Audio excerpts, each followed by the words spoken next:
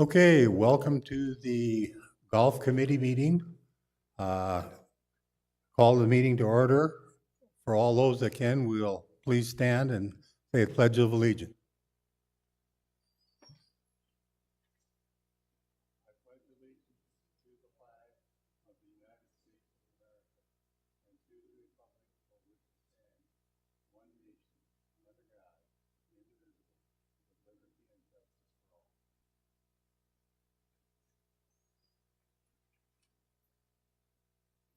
We do have a quorum. We have 2 members absent. Gary Gibblehouse is not here today. He's having some kind of a minor surgery done today. And we just had a call that Al is not going to make it. And Tom is supposed to be in on the Zoom. Is Tom there? Yes, I'm here. Okay, thanks, Tom. So we do have a quorum. We have 7 to 9. So the next item on the agenda is the minutes from the April 13th meeting. We did not have a May or June meeting. Are there any corrections or additions to the minutes? Seeing none, they'll be stand approved as done. Okay, Karen has done the microphone usage. Next on the item is committee introductions. We have a couple new ones, so we will start with Donna and work this way. I was in the medical field before I retired and moved to Arizona. I'm on the board of Pebblebrook Ladies Golf, vice president of the Golf Council, and serving here on the Golf Committee. I'm Kathy Lindahl. I served on the Finance Committee for a while. My previous life, I was Assistant Vice President for Finance and Operations at Michigan State University. I'm glad I'm not there right now. My name is Michael Berg. I'm a resident of Sun City West for the last 10 years and an avid golfer here. I'm a retired pharmacist, and I want to thank Pat O'Hara for encouraging me to get on the board. I'm Harry Stanabine, retired CPA, been in the community since 2005. Was doing golfing till the doctor said no more. And so here I am, stuck being the chairman. Good afternoon. Lisa Vines, Vice President of the Governing Board and Harry's second chair. This is my second year on the Golf Committee, my third year on the Governing Board. I also chair the Sports Pavilion Committee. My husband and I have lived in Sun City West now for almost 9 years. And I look forward to doing this one more time. Thank you. I'm Patty Strite, and I've lived here for 18 years. I've been on the Golf Committee many years. I can't keep track. I'm the monitor for the Deer Valley Men's Club. I run a group of 30 ladies for group play on Saturdays. And my husband manages the single digits, Tuesdays, Thursdays, and Fridays. So it's a definite avid golf home. My name is Patrick O'Hara. I'm the golf operations manager here at the Sun City West Rec Centers. Been here starting my 12th year, 36-year member of the PGA. And this community is a great golfing community. Todd Patty, Environmental Services Manager. That's the care and maintenance at the golf courses. I also manage the landscape areas throughout Sun City West. And I have been here with the rec centers for 31 years. Okay, Tom. Yeah, I'm Tom Wolgemuth.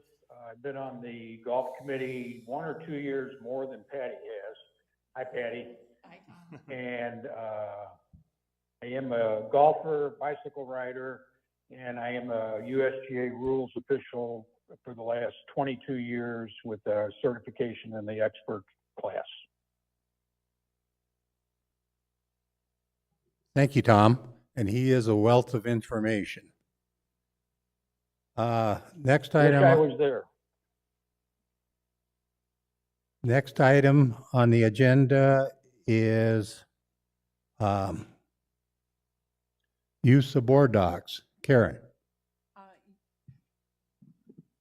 I really wasn't going to spend a lot of time on this for the committee.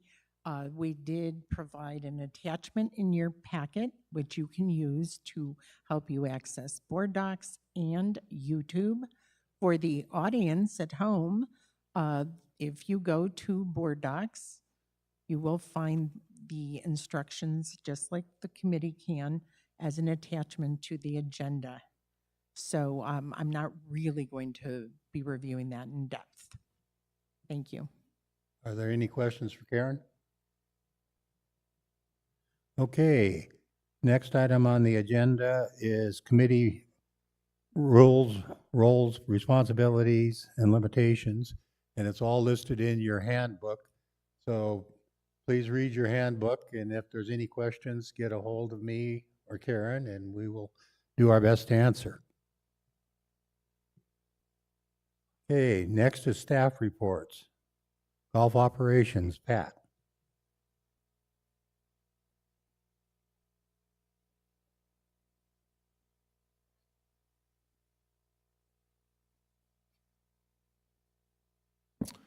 All right, good afternoon, everyone. It's good to see everybody out and about. Got a few slides here that I just wanted to briefly touch upon. This is a slide we put together for a couple presentations, and I thought it would be beneficial for golf committee as well. This is our operations side of the golf. So that is defined as anything in-house, the pro shops, driving range, staffing for them. Things that I wanted to bring to everybody's attention is we have 148 employees in this operation side. 10 of them are full-time. So 138 are part-time, which is phenomenal. Most of them are our residents. You can see we have 63 starters, ball pickers, janitorial staff. We just hired our players assistants, which is 27, which is seasonal, and then our call center, which is 8. So just wanted everybody to see how that works. We do have 3 PGA managers overseeing the 7 golf courses. Nibby Musso oversees 3, which would be Deer Valley, Echo Mesa, and Desert Trails. Mark Adcock does Stardust and Pebble Brook. And last year we had Jack Summers retire, and we replaced Jack with Mike Williams, who oversees Grandview and Trail Ridge. Wanted to share this with you. This is our fall 23, winter 24, spring 24 tournament schedule. This Saturday we have our first event, which is going to be held over at Pebblebrook. We had a sold out condition of 50 teams until today, when we had a couple teams drop out for a couple reasons. But it's a 2-person event, both men's and ladies flights. Our events are, we try to keep them reasonable. The entry fee for this is $45. It'll be a 7:30 shotgun. We do lunch afterwards, tea gift. We do a hole-in-one prize for $5,000, and then of course we have prize money. The next one that I want to kind of mention is our 28th annual Octogenarian tournament, which is in October. We do a 18-hole event at one of our executive courses. This year it's at Desert Trails. And then we have a dinner award ceremony over at Briarwood, and it's very well attended because we'll have roughly 90 players, and all of them over 80 years of age. So that's a list of our events. Here's an example of one of our entry forms. If you're not receiving any of our entry forms or lessons, group lessons, schedules,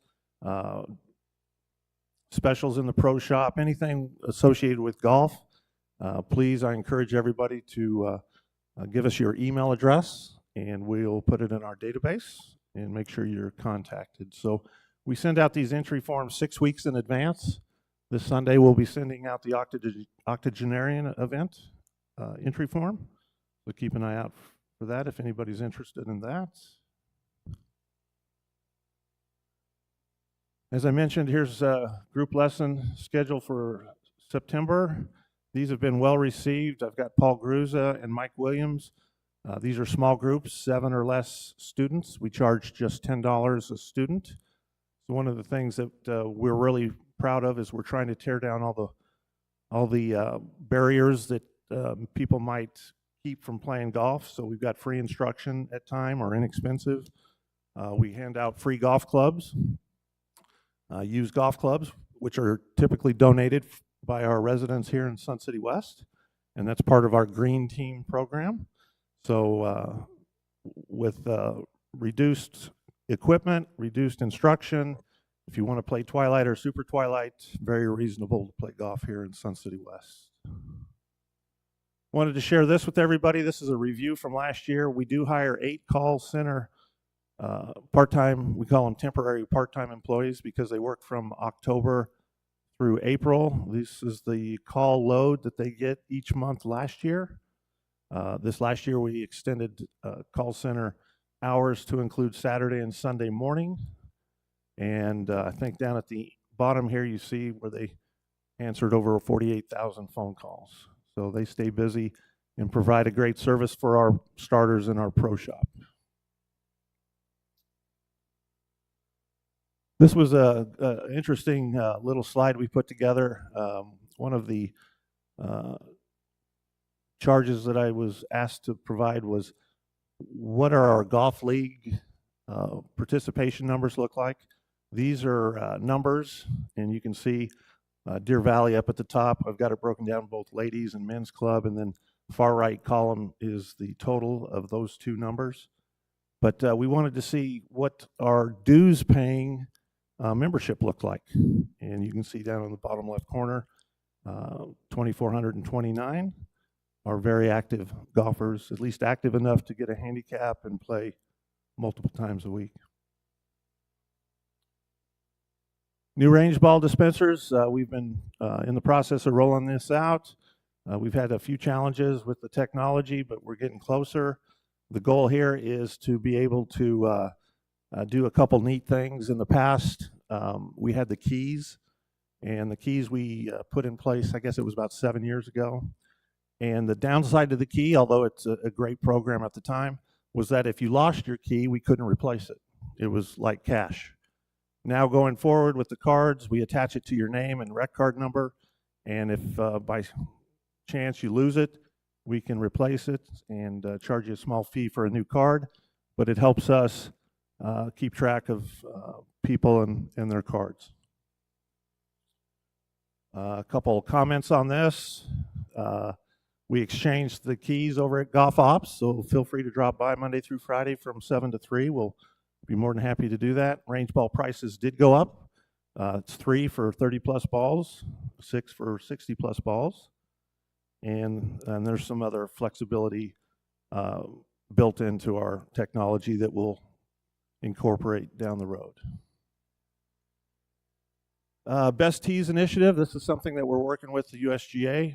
This is something that has 2 major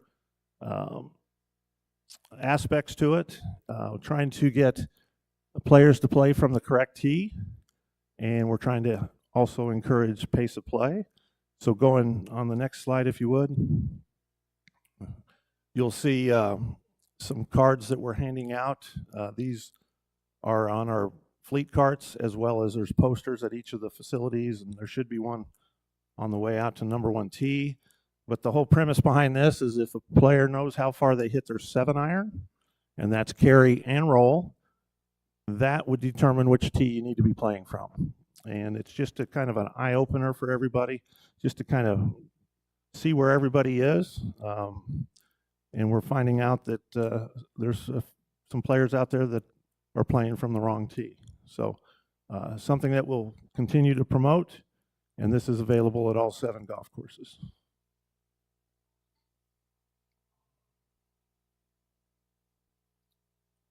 All right. You can see that the yardages are different for each golf course. This is a program that Todd and I are continuing with this fall. For those of you that play our golf courses quite regularly, there's certain areas, this happens to be number 7 at Pebblebrook, where there might be a transformer and there's a fence built behind it. And under the rules of golf, the way they state is if you hit the ball between that transformer and that fence, you're in bounds. And so now all of a sudden it opens up a can of worms because you're in bounds and now you're next to a transformer, so now you get free relief. So a ball that might have been out of bounds is actually sitting in the rough somewhere and they're playing on. So Todd and I are evaluating this. We're looking at marking this to signify that the front part of that transformer would be out of bounds and just be consistent from golf course to golf course. So you'll see more of that this fall as we go through overseeding.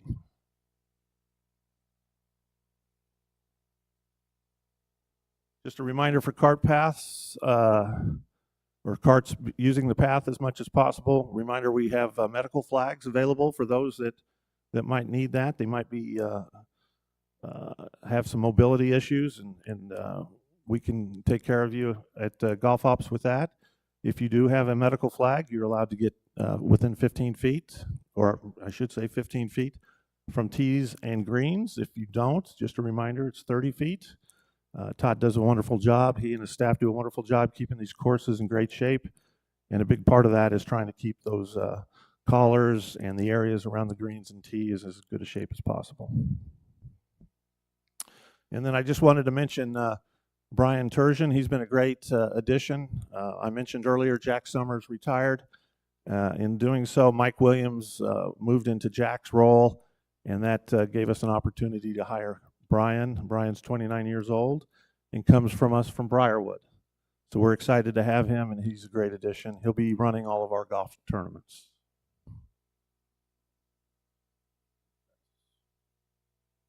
That is it.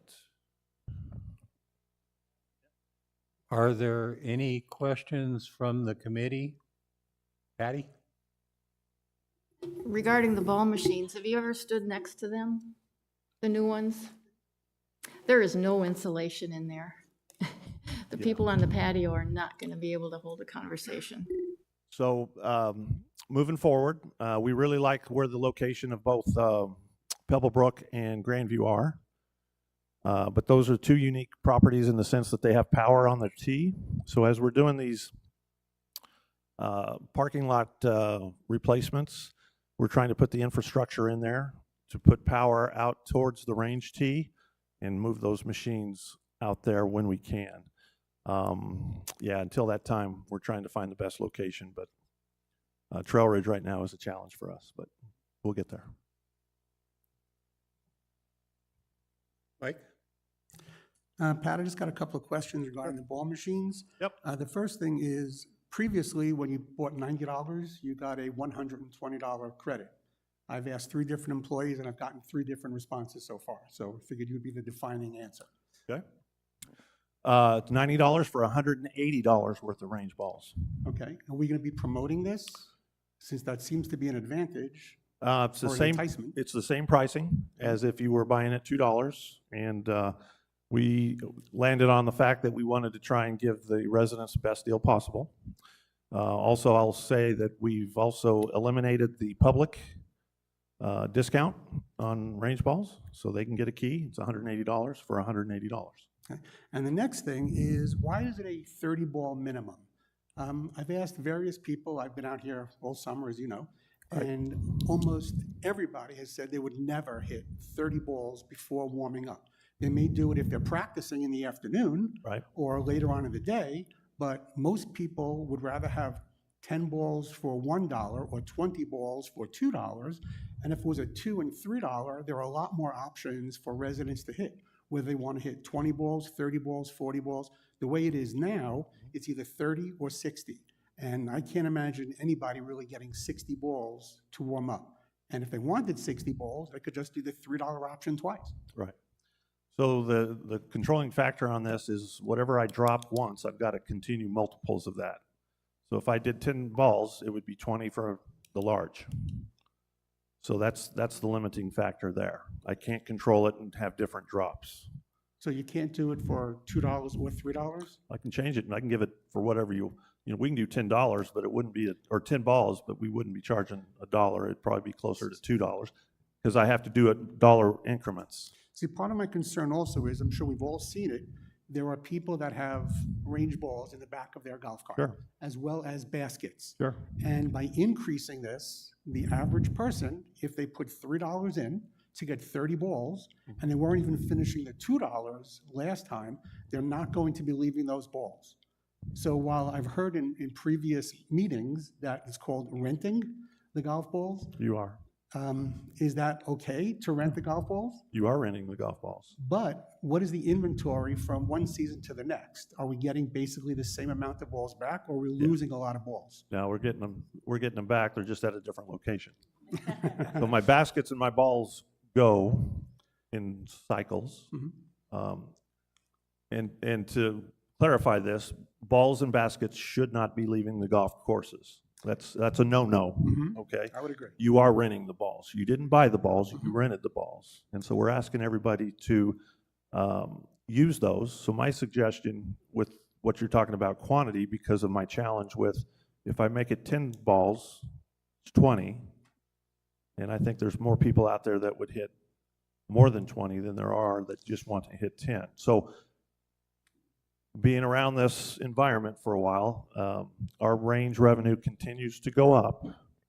I believe when we got here in 12, it was at $274,000. Last year we did 435. And I'm not saying that's the reason. I'm just saying there's people that come out here and hit balls. Oh, there's no question about it. Over 5.5 million balls were hit last year. There's no question about it. My concern, though, is if it's $3, we're going to be losing more balls Yeah. and baskets and that kind of stuff. Yeah, so it's a cost of doing business. We don't want that to happen. I had a gentleman walk into Golf Ops today and say, you know, you've got people that are buying balls here and going over to Grand. And I know what he's talking about. It's not happening at any alarming rate. Does it happen? Does somebody buy balls here and go over to Hillcrest? Or I'm sure they also go this way. And we can tell by the balls because we use a specific ball. But the gentleman in question bought 2 large buckets at Grandview. I followed him out to his car. He put them in his trunk, and we had a little conversation. And he says, yeah, I'm going to the far end of the range because Grandview's a double T. And I said, that's where you're going. He goes, yeah, I'm going right now. So I waited and watched him. He got out of his car and took him to the tee and hit him. I said, why do you do that? I don't have a car, a golf cart. And I like to hit them down there because of the chipping and the putting down there. I get it. But just, you might get questioned on this quite often because it's not normal. So I appreciate your comment about 10 balls. My suggestion is, and again, I've always tried to say this, if you feel like you've got too many balls, share it with whoever you're playing with. I can't believe that you're playing by yourself. I know that, Mike, you do it in the heat of the summer, but Correct. you usually, 30 balls is not outrageous. And actually, when we played with the amount of balls in prior years, it really wasn't a big issue. It really wasn't, because now it becomes, I'm not getting enough balls for the dollar that I'm paying. Well, like I said, I didn't realize that the increments. I really Yeah. thought it would be $2 for 20 and, 20 balls and 3 for 30. Right. And this way people would have more of an option versus getting either 30 or 60. Right. So we've got a dollar bill collector, and that's our currency. I've got to change things at dollars at a time. And with that, we're trying to give you the most balls for the dollars that we're charging you. That's the whole intent. And the last thing regarding this is I was told, again, this is just hearsay, so I don't know, Sure. that do the range machines turn off at, let's say, 5 o'clock in the afternoon? So right now, one of the great benefits of what we have is we have a sliding door that can lock the components up. So we're working out that end of it too. It's definitely going to be there till 5:30, but we want to keep it there longer than that at this time of year because I still have a custodian or a ball picker there. So the goal is to keep it open until they leave, okay? As we get into the winter months, it's going to be a moot point because dark is dark at 5:30 or 6. So it becomes a very... Well, the only reason I bring this up is because the gentleman that had asked me this or approached me with this, he works. And on his days off, he doesn't necessarily want to be hitting golf balls when it's 112 degrees out in the afternoon. He'd rather go out later in the evening. And he had said the machines get turned off. Again, I don't know if that's accurate. This is what I was told. No, they don't get turned off. The door goes up. But those are the things that we're working out. Okay. How can we best control that and make it consistent for all 7 golf courses? Okay, thank you. Yeah, Harry, just a couple comments. Pat, is that a software limitation on that? in terms of the number of balls you can dispense per the dollars that you put in? We can make it whatever we want. It just has to be a multiple I of know, whatever so you that's a start. software limitation. Um, It probably is, right? Yeah. So I'm assuming in the future, maybe that company will figure out something different with possibly. an upgrade or something Sure. like that. My only second comment is where the ball, the dispensers are located. I've been to 2 different courses and the sun is still on that pad. Taking my glasses off, sunglasses off, I still couldn't Right. see it. I was just like, Right. but So just a thought. You don't have to absolutely. respond. So you'll see that we've changed the same location at Pebblebrook, changed the direction. Same location at Stardust, changed the direction. Desert Trails is the one that catches all of the sun. So we're actually going to move it or try to move it up to the patio. So we'll see what we do there. So thanks for the comment. We'll see what we can do. But yes, Trail Ridge is catching all that sun. We're actually thinking about putting it behind that wall toward the garage door. It's off the patio, but it's near the patio until we get power on the range. But eventually we'd like to get them all on the range tee. Okay. Are there any other questions from the committee? Any I've got a questions from question, the Eric. audience? The audience, please come up to the microphone, sign in, give us your rec card number, please. Harry, this is Tom. I've got a question. Yes. Go ahead, Todd. Hi, Tom McNally, 915482. Just a clarification on the range ball machines. It's $1 and a card machine or just dollars? $1 and a card. Down the road, one of the capabilities that we're finalizing is the ability if somebody, because one of the challenges we've always had is you either had a dollar bill or you had a card, and we had somebody that might come in and say, hey, I'd like to get a green fee, a cart fee, and a bucket of balls. And we had no way of servicing that other than selling it to them behind the counter. So the next part of the technology is that we can ring up a bucket of balls at the counter, and on the receipt, there'll be a 6-digit number that has a PIN. And you go out there, and you'll see on the info faceplate there, it says PIN number. Touch that, type in the number, and it'll drop accordingly, large or small. That's how it was 3 years ago before we moved here. Okay. At the So you're familiar with it? Yeah, Yeah. yeah, and no cash. Okay. You go into the pro shop, you purchase the card from the pro shop, and then you go right out to the machine. Yeah. And you don't have to go back into the pro shop again until your $10 or $20, $50 card is used. Right. Yeah, here in our community, and I'll open this up, the dollar bills are well received because they don't have to go in the pro shop. They can just feed it right there. Yes, yep. Then I have one other comment. Todd, this is also for you. Yesterday, playing Echo Mesa, 11 o'clock in the morning, and the fairway water comes on in the middle of the fairway, not off the fairways, drenching golf carts. I don't know if the guys mentioned something or call, but 11 o'clock in the morning on the fairway. I can see maybe because of the hour less, et cetera, but that's a problem. Yeah, it is, and I knew about that. We did have a computer problem, irrigation computer problem, a glitch, and so we changed out some of the parts on the MIM this morning with Rainbird, so we should have that all fixed. But that Okay. happens from time to time. You know, that the computer, it sends an impulse sometimes, and then it sends a signal to turn water on certain holes, and so that's exactly what happened in this case. Okay, I just, it didn't affect us fairway wise. It was off on the side, and for one hole, I didn't slice or hook. So, Okay. But All right. while I'm here, and I said it the last time, I mentioned I'm from probably the most hated state in the union other than, but about 500 miles from here. Never have I found golf courses as well kept up, as well maintained. Yeah, there's a little, hard, there's a little water that makes mud, but the greens generally, the fairways, the tee boxes, your staff does awesome. And you've got two guys, Paul first, and now the new guy, that sat there and chatted with us when we put our registration form in for the tournament Saturday. Great guys. So outstanding job, guys. Thank you. Thank you. Okay, Tom, you had a question? Yeah, I do. Can you hear me? Can you hear me? Yes.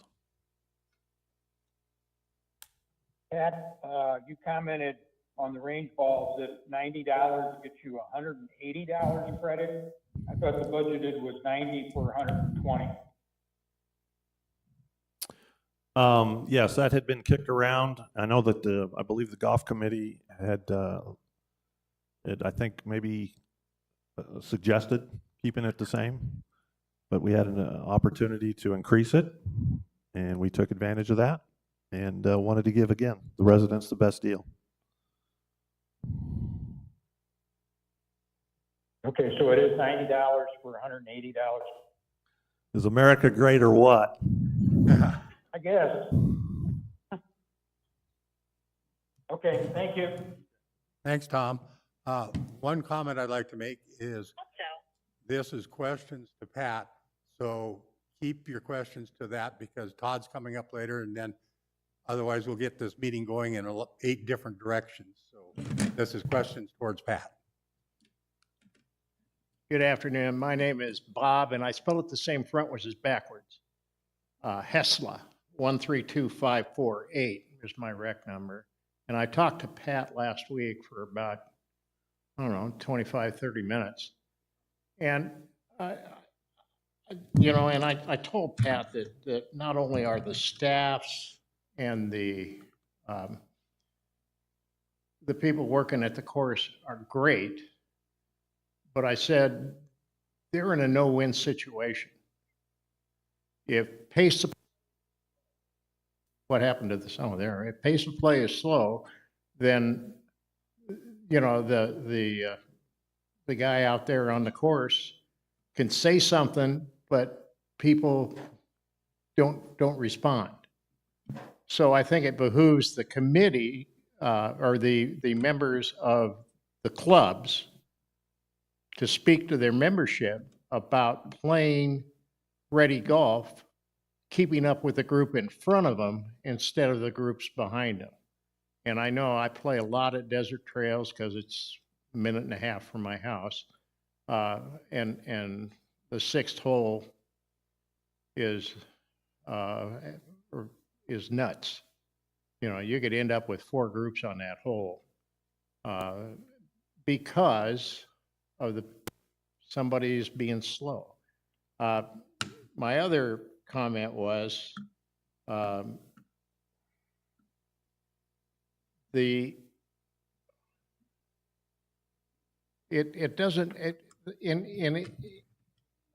wife and I make comments to you guys, and we know it's not going to get resolved because even though you as a committee are all in favor of enforcing the rules, such as dress code and pace of play, the full rec center committee could care less.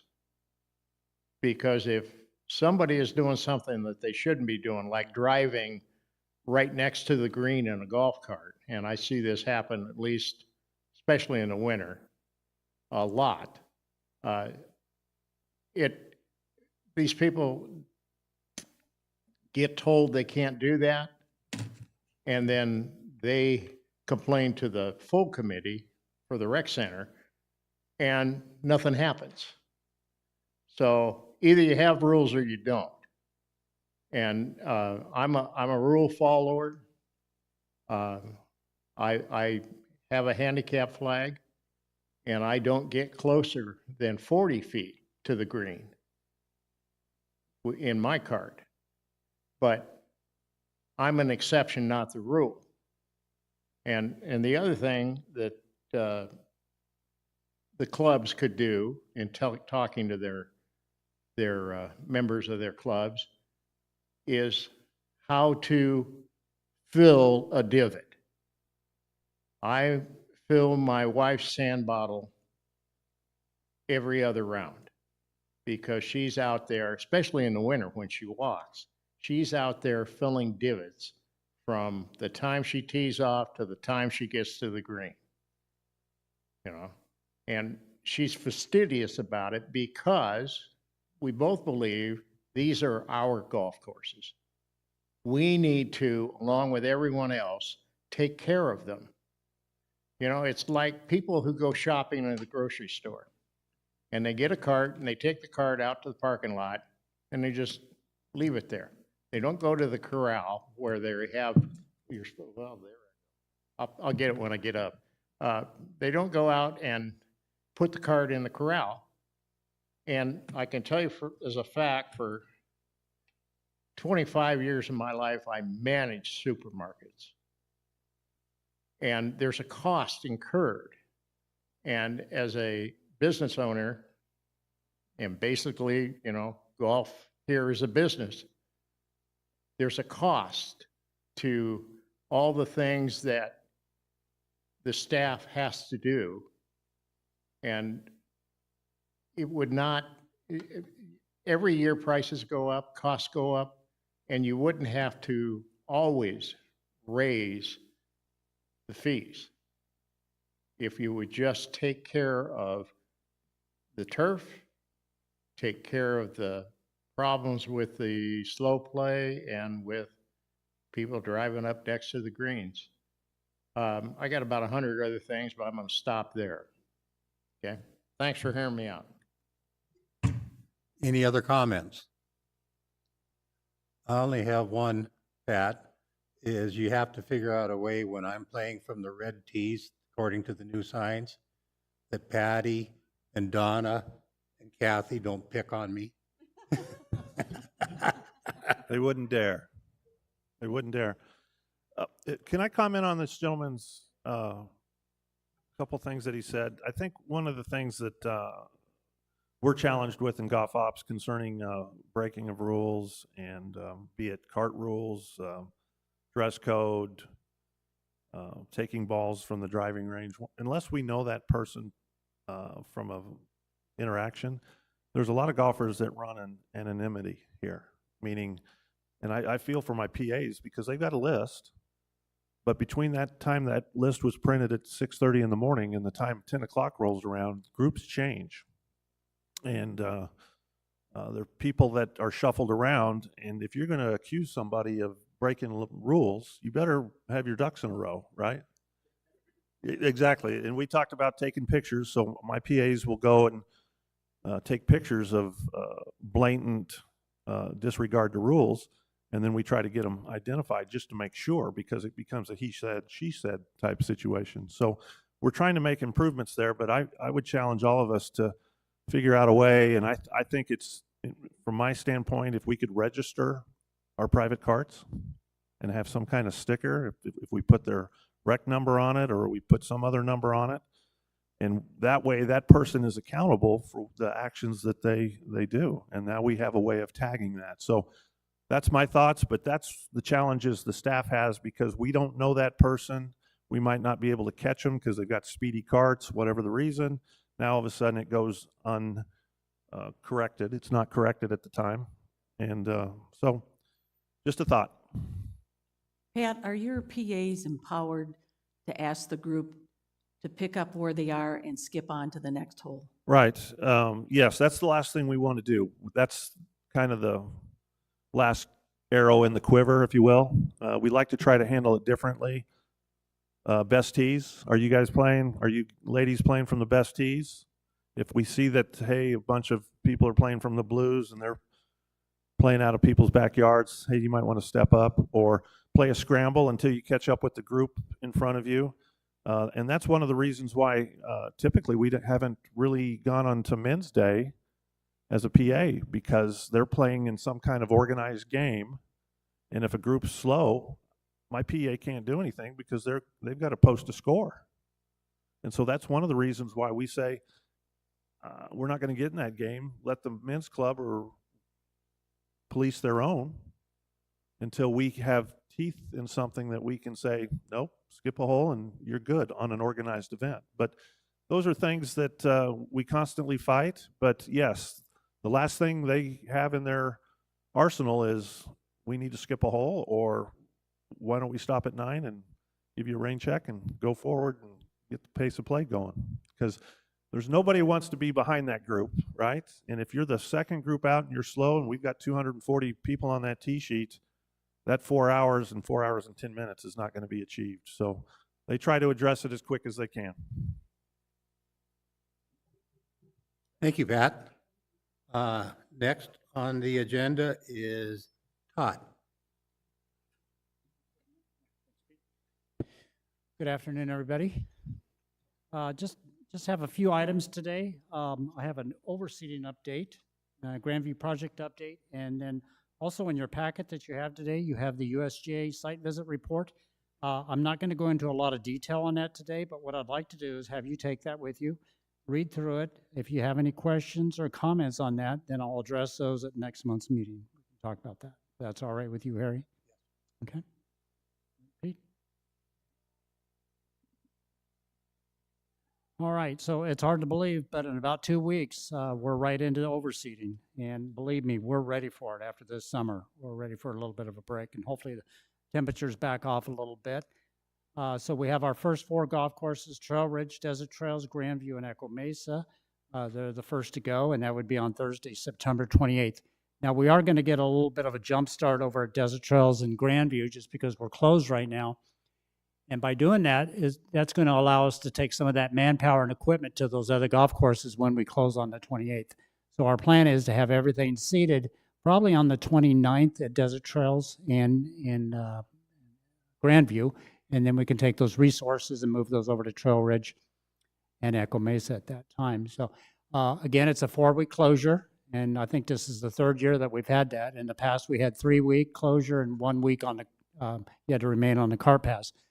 And that never was really popular to have opening day and you had to walk to the ball. So we decided to go to the 4 weeks, and that seems to work pretty well. So that is the plan again this year. On opening day, you'll be able to drive to the ball, 90-degree rule, weather depending. So if we have some weather events that move in, like some rain or something, and it's too wet out there, we'll probably have to hold you back. Now, the other thing too, when we get ready to seed, if it's really hot, we may hold off on seeding. You can prep the golf courses, you can put the seed down on the ground, but you can't water it. So there may be a little delay up front, and so that could create maybe a cart path restriction a few days after we open. But I plan on opening day that you'll be able to go and using the 90-degree rule. And then we finish off, if you go back there, Pete, back to that one.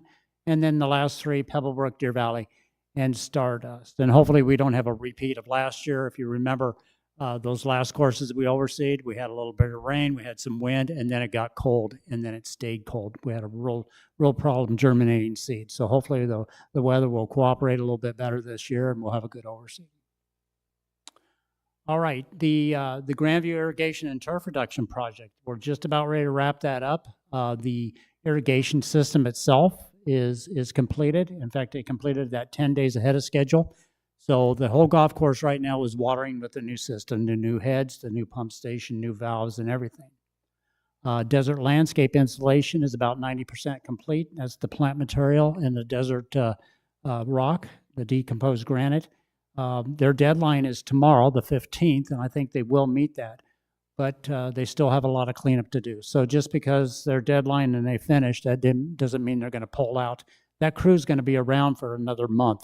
And so they'll go back to the back 9 and they'll start on number 10 and go around and do some cleanup and some fine tuning and detail work. So it's kind of scattered around a little bit. We have piles of granite. We have some plants that aren't in the ground right now and stuff. But that's what they'll do. They'll go back through. And we do have some dead plants out there.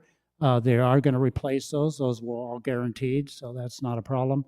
And, I understand that with some of the trees and the plants this year, with all the heat that we had, especially July being the hottest July ever on record, some of those new plants and trees just weren't going to make it, but those will be replaced. And then we do a cart path repair work, and that's a slurry seal. That's scheduled for the 21st of this month, and then we'll wrap that up on the 26th. And so that'll finish off. So, all right, just a couple pictures that I put up there. If you look at the top left, number 17 on the left-hand side there, that's where we cut in our turf lines. We don't have any granite down or any plants or anything. And then the picture right to the right there, you can see it has the new decomposed granite and some of the plants in there. So it's a good, clean look. The lower left, number 11 lake, standing on the tee box. We did the riprap application around that lake, as well as the other lakes throughout the golf course. And then the one on the right, number 1, you can see it's hard to see, but some of the dark shaded areas in the granite, that's where we move the drip line out. You don't put your water source right at the base of the tree. You go out to the drip line. So that, depending on the size of the tree, that could be anywhere from 10, maybe 20 feet out. So we hooked up a water source right away. Now we did lose some trees, or we are losing some trees over there. We've treated some of them. In fact, I think the company came out and treated about 27 or 28 trees. They're starting to look a little bit better. They said it'd be about a month before we can really see if that's going to work and we're going to be able to save those trees. But be prepared. There are trees around the golf course at Grandview that we're going to lose. So once we know which ones those are, we'll evaluate whether we need to replace those trees or not at that time. So, all right. And then, as I mentioned in your package, you have the USGA site visit report. That was Brian Whitlark from the USGA. He's the regional agronomist, came out back in August. And just some highlights in the report: transition management, the Grandview project, of course. We spent a lot of time over there. And then we talked about the future projects like at Echo Mesa, Stardust, and Pebblebrook. Turf conversion was something we talked a little bit about. And that's some of the new varieties of Bermuda grass that they have out there, like Tiff Tuff and Tahoma, that are available. So maybe that's something we want to look at when we go into these other projects. You know, the irrigation and turf removal. As long as you have the golf course closed, maybe it might be worth looking at putting some of those new varieties in, especially on the fairways. We talked about staffing and the labor market. You know, he's seeing staff levels down everywhere he goes. And he said it's a problem for everybody. So it's just not us out here in Sun City West. It's nationwide. Golf courses are struggling not only to get people in the door, but to keep them. And then outsourcing desert landscape. That was a concern that he had with looking at all the new landscaping around Grandview Golf Course. With our staff levels, how are we going to maintain the desert and take care of the turf areas? So we did discuss maybe the possibility of outsourcing, having somebody come in and just take care of the desert areas. And our crew that we have at Grandview would just maintain the playing conditions, the turf areas on that golf course. And that's pretty common at other golf courses. I know over at Grand, they have an outside company that comes in and they take care of all the desert, not only all the roadways and medians and all that, but they take care of the desert landscape. And their golf course crew doesn't even step foot in the desert. They just cut grass and fertilize and water, and that's all they do. And then the 2 carts per group policy, touched on that a little bit. And I don't know if next month, if Pat wants to go into that a little bit and talk about that. So, I think that's it. That concludes my report. But I'll go into detail a little bit more on the Grandview project next month. And of course, the USGA report. I'll answer any questions and concerns or comments that you have about that report. Okay, we'll right. have comments from the committee. Lisa? Thank you, Harry. Thank you, Todd. Great presentation. The only question I have is, I think you mentioned last season that there may have been a course or two, maybe over in Scottsdale, that had already started this transition of these alternative grasses. I'd like to get the names of those courses if you can. I believe McCormick Ranch was one of them. I think they only did, I don't know if they did 9 holes or just 1 hole. I know Sun City is doing some of those as well, some of those courses, the fairways, and it seems like more and more courses are going to some of this new turf. Okay, great. Thank you, because You're I'd welcome. like to maybe go over there and check it out. Yeah, I think if we're trying to set up a tour, maybe to go over to Sun City and take a look at that. You know, the real test, because you don't overseed that turf, so there's a real savings. You know, and we talked about being closed for 4 weeks during overseed. If you had that turf out there, you could probably go back to 3 weeks because you still have to overseed tees and greens. So you need your greens to mature and to get the height down. So you would need that 3 weeks for that. but there would be no cart path restriction. And then you're saving the water that you would normally use for the grow-in for your overseed. And then, of course, throughout the winter, you still water it a little bit, but not nearly what you would do with the overseeded Bermuda grass. I think it'd be really beneficial for Yeah. us to. And again, look I at think it. the true test is to look at those courses probably in February and March after they've had a lot of play on them, a lot of cart traffic, and see how they're holding up.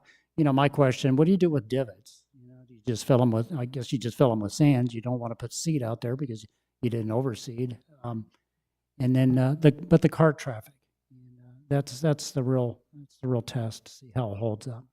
Super, thank you. You're welcome. Any other comments? Donna? So Todd, first of all, I just wanted to say I heard Johnny was coming back on Monday and he's doing well. Yes, yeah. Just an update on our employee over at Pebblebrook that suffered that bee attack about a month ago. He's recovering. He's doing well, and he will be back to work on Monday, kind of light duty, but he will be back with us. So that's all good news. I had another question for you. Because we're trying to play from the best tees and encouraging some of the ladies to play the green tees, it'd be nice if they could actually make the tees look like tees Okay. and maybe mow around it or at least get them on flat surface because Pebblebrook's really bad in some spots. Yeah, we do have some tees over there that aren't on level ground. I know that, and we can certainly move those around, even if it's on the other side of the fairway.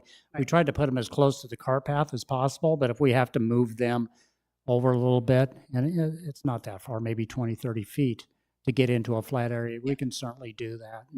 And all those are in the overseeded, this winter they'll be in the overseeded fairway area, so they'll be green, but eventually that height of cut on those fairways would be about a ½ inch. So that's pretty good for a tee height as well. But we can certainly look if we need to mow those a little bit lower than what the fairway is. And then during overseeding, are they going to do anything to the bunkers? Because they're really compacted now and there's only like a little bit of sand on the Yeah, top. there's a lot of sand in those bunkers, and I've been hearing some comments over the last couple of weeks about how hard they are. And that goes back to our staff levels. We've had to cut back on the frequency of raking our bunkers, and so but we'll get back into a normal routine this winter because you're not mowing rough. You don't have all the irrigation needs in the wintertime and all that. So this winter we'll get back into a normal routine. But there's plenty of sand in those bunkers. It's just a matter of using the cultivator and making sure the tines on the back of the Sand Pro are long enough to stir those up. But if you don't have the manpower and you go a couple days without raking bunkers, they do firm up with the irrigation, and you get the sun that beats on them, and it does bake them. But the overall, the bunkers, they do have a lot of sand in them, and it's just a matter of redistributing that sand into the right areas and fluffing them up a little bit. Okay, I just told the ladies I'd ask you. Thank you. Okay, good, thank you. Any other? Yeah, when you come back to the next meeting, because I did had a couple questions, when I read this USGA recommendations and stuff, it feels to me no-brainer to move with that turf conversion. So for me, if it gets rid of this overseeding, because right now, when you close those 4 courses, you are moving, I just did a quick math here, over 1,100 golfers onto those 3 remaining courses, and I'll tell you, I'm not in a league and I can't get a tee time. So anyhow, so if we can do anything to eliminate that, but I can ask more questions next time, but it Okay. seems to me No, you're- financially, you'll get 3 more months No, of you're revenue. right. That would certainly take the pressure off of the members a little bit and having a place to play. Plus, it'd take the pressure off of us for sure. Less work and stuff, and to concentrate on just overseeding tees and greens. Okay. Any other questions? Yes, Don. Is Pebblebrook closed this summer? Yes, it is. Okay. Yep. That's when we can work on those tees. There you have it. Bill?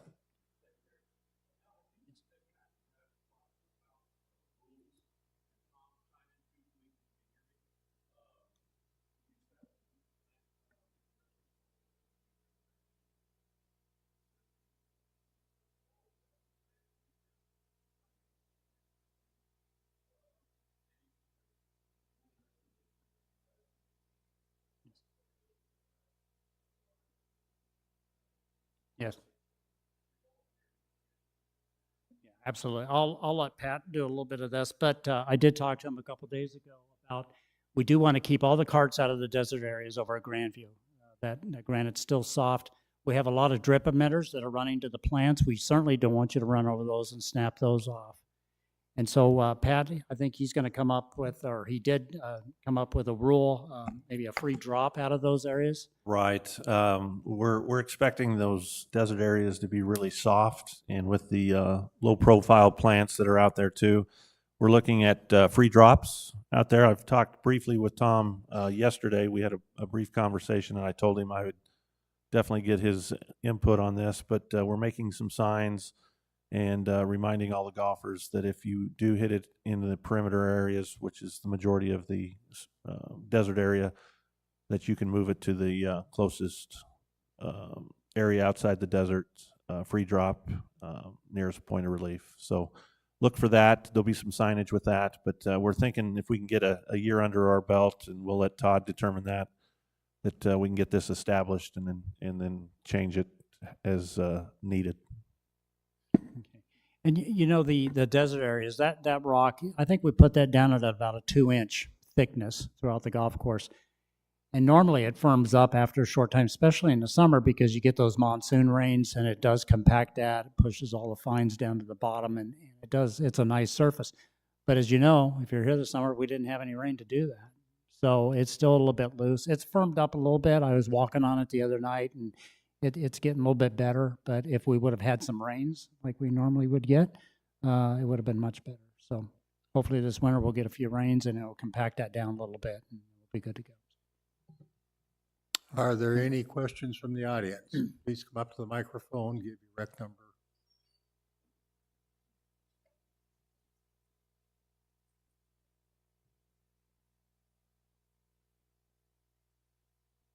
My name's Steve Cohen, and I think my number is 136914. The question I have is just kind of a clarification, but with more desert areas on the golf course, it's been my understanding that Sun City West owned carts are not allowed in the desert, but private carts could be. And I think that's something that should be consistent. I think you should just disallow carts in the desert areas, particularly as we're getting more desert areas. Very good. Thank you. Any other questions? Okay, seeing none. Oh, yes.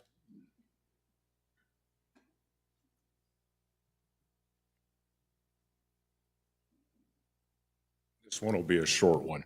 915482, Tom McNally. So you said 2 golf carts per group. What happens if one of the golf carts is a single rider cart? Right. So we've made provisions for single riders. So it's 2 carts maximum if they're 2 rider carts. If you have a single rider, that can fit in any configuration. So theoretically, you could have 4 single rider carts in a foursome. Okay. And I've got a copy of the cart rules if you want that, Mr. McNally. Yeah, but we try to make it so that we reduce the compaction as best we can. That was it. Thank you. Okay, next up is financials with Cliff.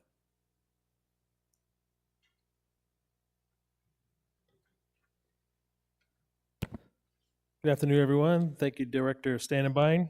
I'm just going to go through the June fiscal year 23 financials. Nice to see a former BNF member up on your committee, or another former BNF member on your committee.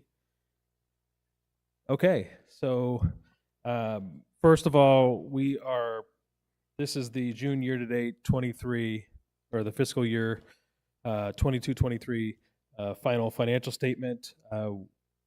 We do present this, however, the final will be presented August 24th, overall financial statement August 24th at our BNF meeting when CLA presents the audited financial statements. That being said, I don't anticipate any changes to the financial statements. So with that said, we can get started. So golf for the year, fiscal year 23 finished with total operating revenue of $11 million, which was $413,000 ahead of prior year. And although we were behind in rounds, with the fee increases that were implemented, we still finished 167,000 in revenue ahead of budget.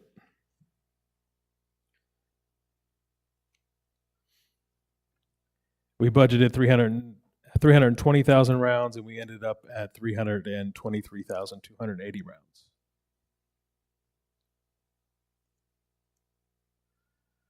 On the expense side,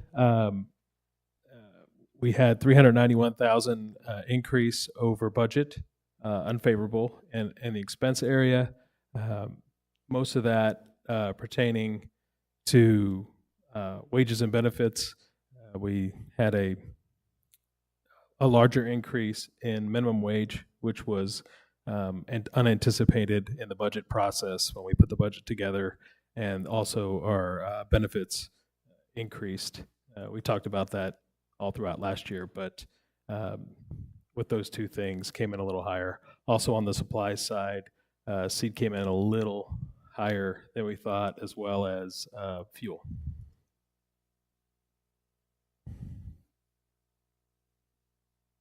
Overall, income from operations, we finished out at 1.2 million inflow, which was 22,000 favorable to budget.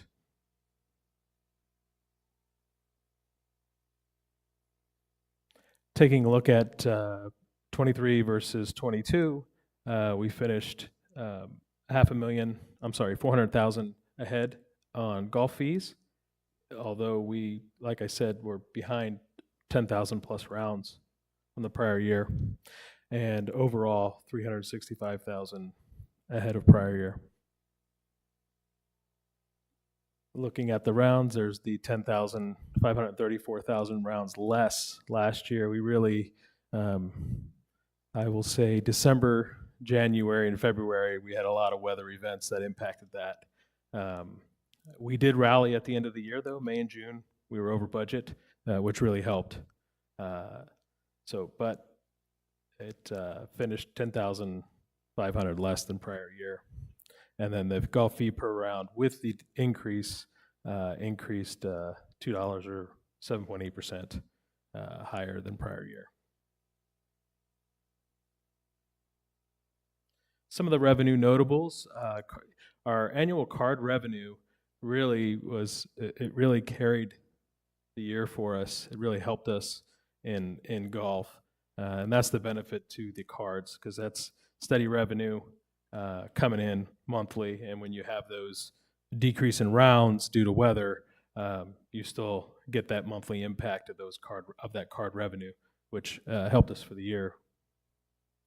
If we look at the greens fees revenue, that's also indicative in here, because our Coyote and Kachina revenue came in at 266,000 over prior year, but our resident revenue round revenue was down 40,000, and that's because those were converted into card players, as well as the impact of the less rounds from the weather. And then unfortunately outside play was behind. There's a little caveat there, because we started accounting for our outside play versus our member guest play, so that there's a little bit, the difference isn't, we didn't lose 296 because we increased 345 on guest. So it was really more of a push on when you combine those two outside plays together, public and guest.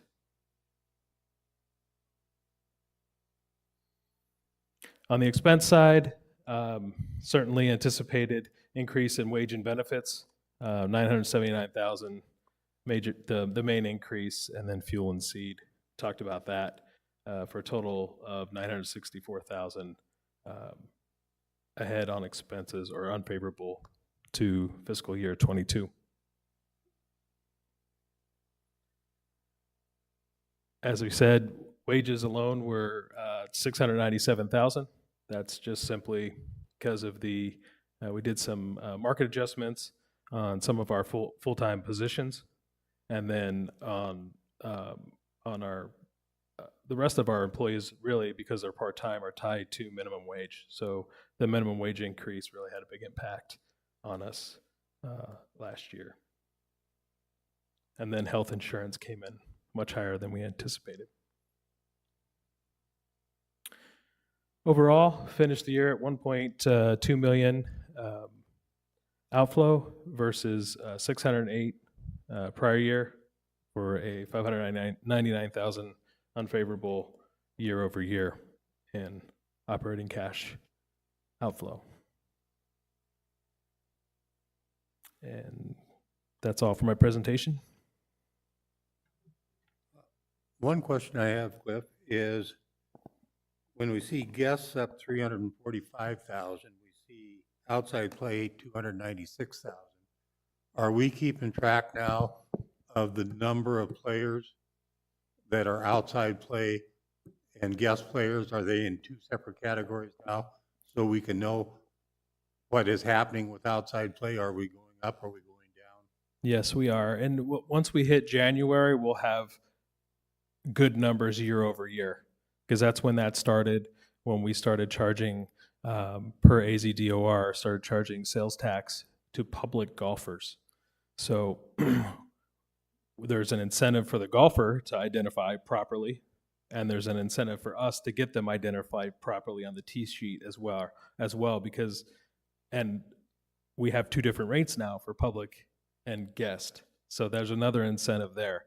So between those two factors, there's a definite push to make sure that you get on the tee sheet properly. Thank you. You're welcome. Are there any questions?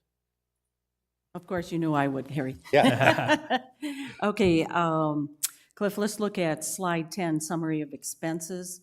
For me, what would be helpful, because I think this puts up red flags that aren't necessary, and it would be on slide 11, is to put what the actual budget was. Because when I go to slide 11 and you see wages over almost $700,000, you're doing previous year. I'm more concerned with that in the long run, looking at maybe a graph or something that shows where we're going. But I'm concerned about, or I would want to be concerned about, where did we come in on budget this year? So all it takes is somebody to not know what that $700,000 is and saying, what the heck is Sun City West doing? You know, and losing that money on wages, when we know the previous year, we increased those wages considerably. You know, I remember the argument because wages were going up, and it's Sure. not, yeah. So if we could put some actual in there to the budget instead of the previous year, and I know that's the way accountants do it. Okay. Yeah. We do have the actual to budget on the slides before, but are you saying to? Slide them in here too. Okay. So slide 4 has wages and benefits, and it has actual and budget. Right, right. Okay, so then But you when want. when you start showing summary of expenses, if you can put in actual there, that will also calibrate us to say, oh yeah, well, maybe we're 797,000 to the bad from the previous year, but oh, we're on budget. All right, so if I'm understanding you correctly, you're saying to. It'd be slide 10, I think. On. We'll back one more. Yeah, just drop that between June actual and previous year. Okay. Because I don't want actual, that's nice that we're making good money, but I want to know budget. Okay. Where did we land in? Even though you put it way back there on that slide, Okay. then I got to go back here and look at that slide and start writing numbers down on this slide, which I did. Okay. Okay. Okay, and then the last slide, slide 12, would be, that's the income, would be the same way. Okay, so when I present actual versus prior year to Yeah. include a column for budget on Right, revenue and but- expenses, can do. Yeah, let me clarify something though, because this just brought up another question. When you have June previous year to date and then June actual year to date, are you comparing previous year actual or previous year budget? Previous year actual. Okay, and then it probably should say actual, Okay. right? That's good, thank you. Yes. Are there any other questions from the committee for Cliff? Seeing none, are there any questions from the audience? Please come up, name, and your rec card number.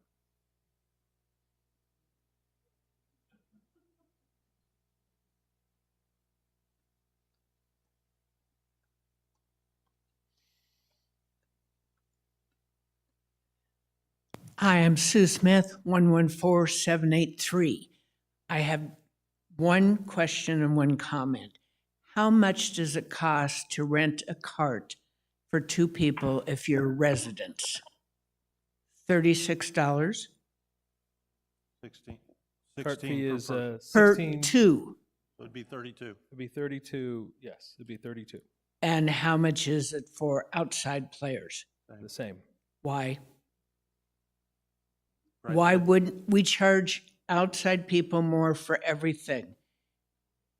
The people who are residents who for some reason can't get a golf cart that day, either it's broken or their husband's using it, we should not have to pay the same price as outside members to rent a golf cart. So to manage that at the counter, it would be very tough to do, and I'll give you an example. You come in, or a group comes in, and they're playing with a resident, okay? So they might have to pay a different rate because they're playing with a resident.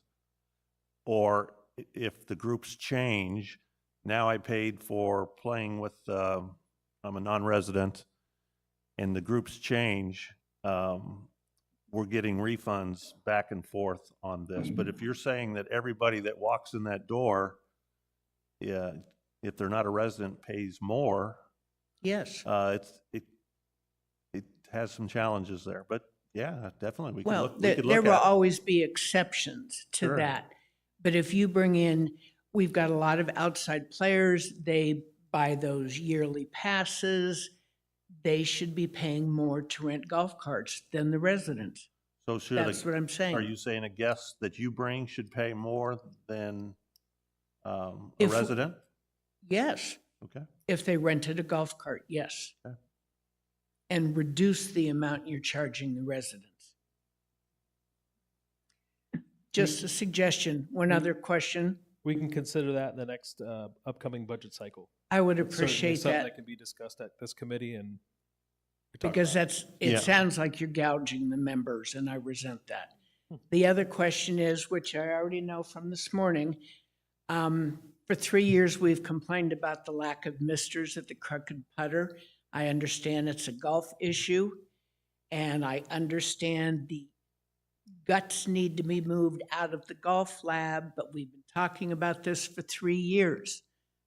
So are you going to do it, and when? So the The last misters 3 at the years, Crooked Putter. misters, you've had problems the last 3 years? Yes, we have. Yeah, that's so early, we've had misters over there in the last 10 years that Yes. we've had them. And sometimes they worked and Yeah. sometimes they didn't work, and now they're gone. So Yes. when are you going to move the guts of that system into the Crooked Putter and put the misters back up? Those won't be touched probably until spring. Probably, Yeah, for sure, or Yeah. probably? no, let's plan on spring. Okay, thank Okay. you. Are there any further questions or comments? Tom? Harry, this is Tom. I didn't catch you, Tom. Hear me? Yep.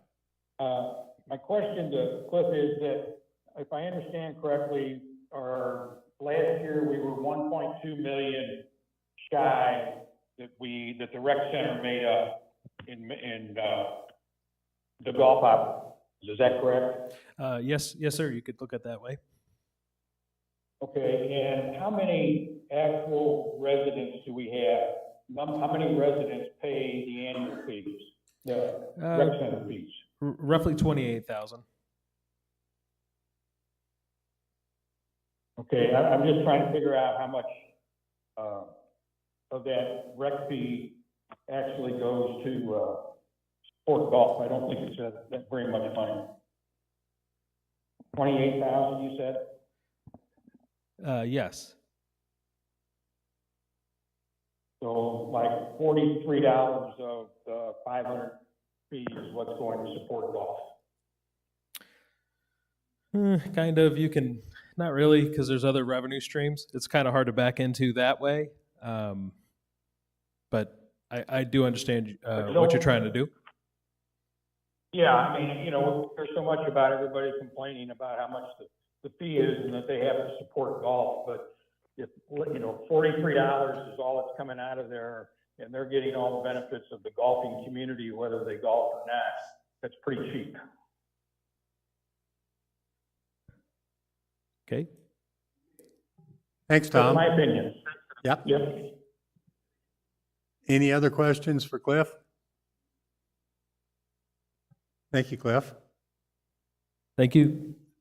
Okay, new business. 5.01, golf policies review plan. The golf policies are attached to your agenda for today. And I thought what we do, instead of assigning them to individual members, everybody review them, because there's like 8 of them, and contact me a week ahead of time if you have any questions or concerns with any of the policies, and we'll bring them up at the next meeting. And if there's we did a pretty good review last year of them. So unless there's something that jumps out, next meeting, we can just zip right over it. So contact me about a week ahead of time if there's any questions or concerns about the policies. Lisa? Harry, just to clarify, so at our October meeting, we'll be reviewing every policy then? Right. Okay, thanks. Okay, next item is new capital discussions. Capital Projects Manager Carl Wilhelm.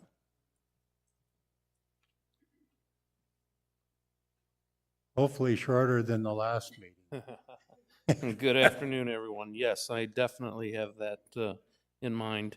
So let me just thank you for inviting me today. This is my first golf committee. So Todd and Pat will be sharing in this discussion today. But we are sharing this document so that every committee of the governing board has the same document and is tracking the same for this season. And we continue to do this throughout the future. So I don't really have anything on this list that pertains to golf except for one item, and that is a pro shop parking lot asphalt mill and replacement for desert trails. But just to give you an understanding of what this document encompasses for all the other committees, properties, BNF, chartered clubs, this is our capital list that we're going to talk about for the next 2 months throughout properties, chartered clubs, budget and finance. You can see to the far right that the Budget and Finance Committee reviews everything because of the financial side of this document. You can see in the next column that properties looks at quite a few of these line items in detail because that is what their committee does. And then in the very far column to the right, chartered clubs has projects that affect chartered clubs, and then there's a few handful of projects that affect golf. But we want everybody on the same page and tracking the same way for our financial discussions about budgeting. The yellow section at the top is new capital.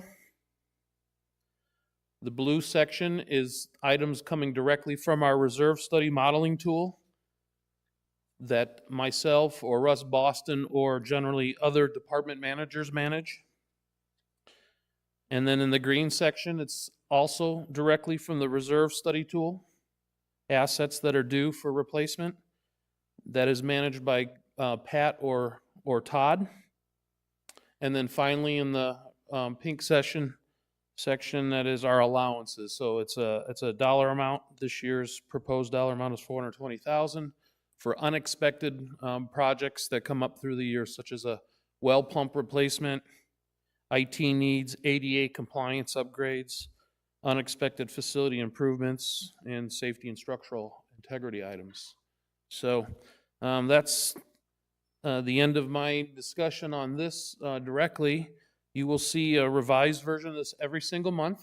So again in October and again in November that Pat and Todd can carry the day on.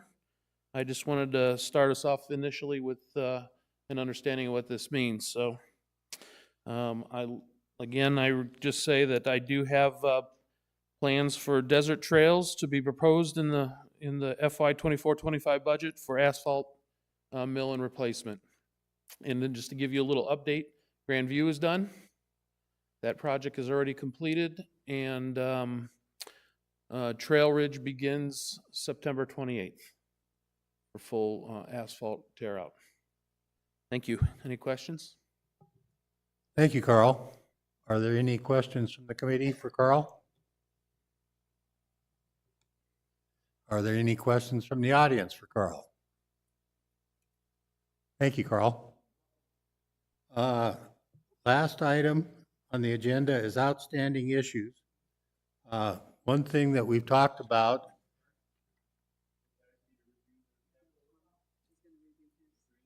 Oh. Thanks, Carl. Thanks, I'll remember that one. Thanks, Carl. All right, I do have a couple items on the proposed capital budget coming up, and the one project is the irrigation and turf reduction at Echo Mesa, starting in April of 2025. Now, this is going to be similar to what we're doing over at Grandview. We're reducing turf. We're putting in a new irrigation system from head to toe. The only change is that we're only looking at about 13 acres coming out over at Echo Mesa versus the 45 that we're doing over there at Grandview. So kind of scaled down a little bit from what we're doing right now. And then the other one is our annual equipment replacement program. We have 23 units scheduled this year. That works out to be just a little bit over 3 pieces of equipment per golf course. And every year we review the reserve study. We look at those pieces of equipment that are coming up for replacement. And so a lot of times they're not ready to be replaced. So we'll move those out another year or 2 years. And talking to Pete this morning, he seemed to think that it totaled about $100,000 worth of equipment that we moved out of this 24-25 budget, capital budget this year, and moved into some other years. So, and then vehicles, we have 14 total units, 1 dump truck, which is a shared piece of equipment between the 7 golf courses, and a pickup truck. And then we do have light duty and heavy duty utility carts that are used on the golf course for the crew to get around changing cups and doing those kind of jobs. So that's all I have on that. Thank you, Todd. Are there any questions for Todd from the audience? Okay. Yeah, I just have a few items. Most of them are well, it looks like golf carts, utility vehicles, and furniture for the patio. These are all scheduled to be replaced. We've been very fortunate with the patio furniture. We bought that, it's been 6 years or so, 7 years ago. They are cracking. The heat, the sunlight gets to them. So we're scheduled to replace that. You'll see that we have one for Grandview, and we do a partnership and try to help out the Crooked Putter with their furniture as well. I will also say that we're expanding this next season, we're expanding the Desert Trails patio area for additional seating, so it'll look a lot like Deer Valley. So we're excited about that. So there's some furniture in there for that. But we're very good. Bill asked me to put a list together on the age of golf carts, and we're currently, and we've been adding 20 carts here the last few years. We're still over 10 years average age of our fleet golf carts, which is exceptional.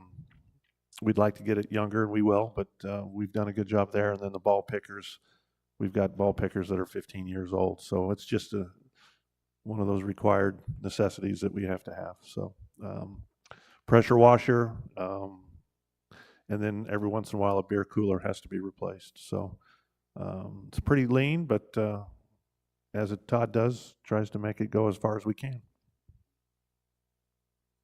Thank you, Pat. Questions? Questions from the audience? Okay. Now we'll move on to outstanding issues. One thing, and President Tim brought up, that we're going to go back to this year, we're going to potentially look at all 7 golf courses, take a day, go through 2 golf courses. I talked with Todd, and Friday, September 29th, 8 a.m., we're going to look at Echo Mesa and Trail Ridge. And October 20th at 10 a.m., Desert Trails and Grandview. And we're going to do these 2 or 4 first. We're going to look, the full board is invited also. So it'll be the board and this committee going around taking a look, see how the golf courses are. We'll look at the buildings, the structures, whatever, if there's anything that we see that needs some help.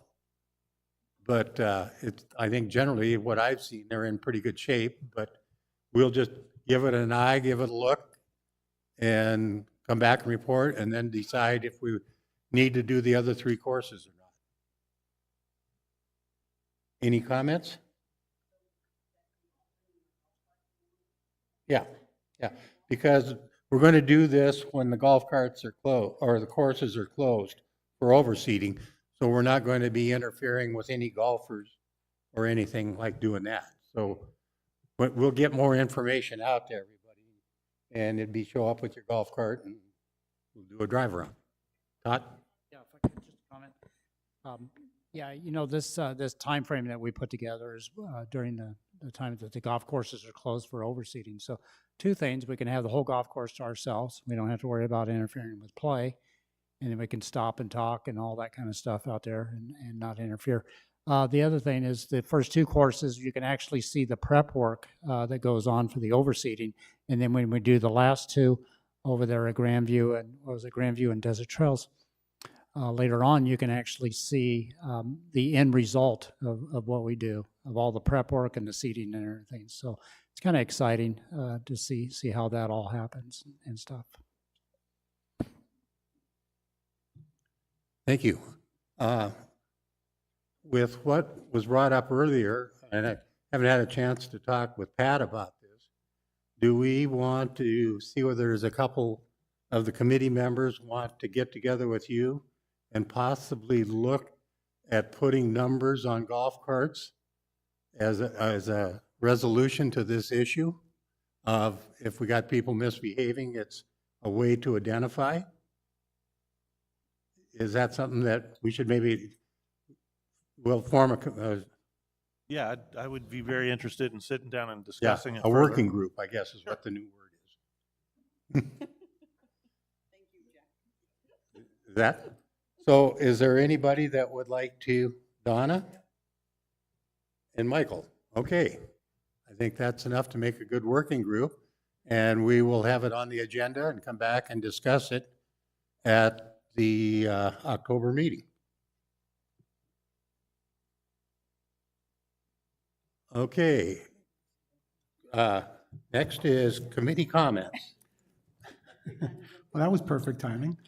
One thing I want to say about catching people, so to speak, that are misbehaving. There was a time not that long ago where somebody on, I believe it was Trail Ridge, on hole number 8 perhaps, actually put a ball through somebody's window. They knew exactly who the person was, and I happened to be behind this group, unfortunately, and the gentleman who hit the ball through the window was not interested. Everyone knew exactly who it was. He drove away. The homeowners were on the golf course. I had driven up to them to say, you guys just need to get off the course at the moment because people don't know you're out here. You're going to get hit with a ball. So I directed them to go into the pro shop, and I was told in the pro shop, it's the responsibility of the person that hits the ball. How are we going to enforce that if that person is not interested? Yes, any and all damage caused by a golfer is the responsibility of that golfer.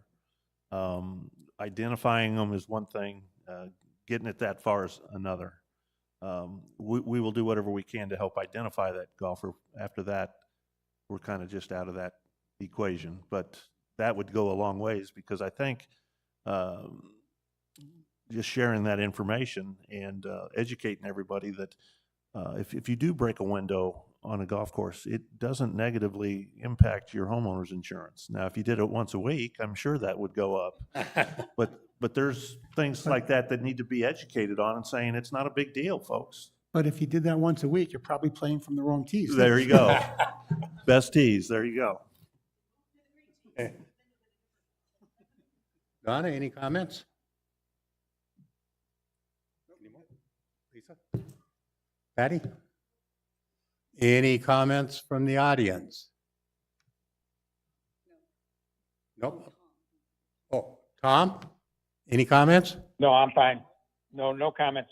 Okay, and there's no comments on YouTube.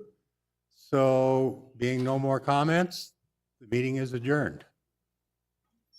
Thank you for attending. Good to see some people here.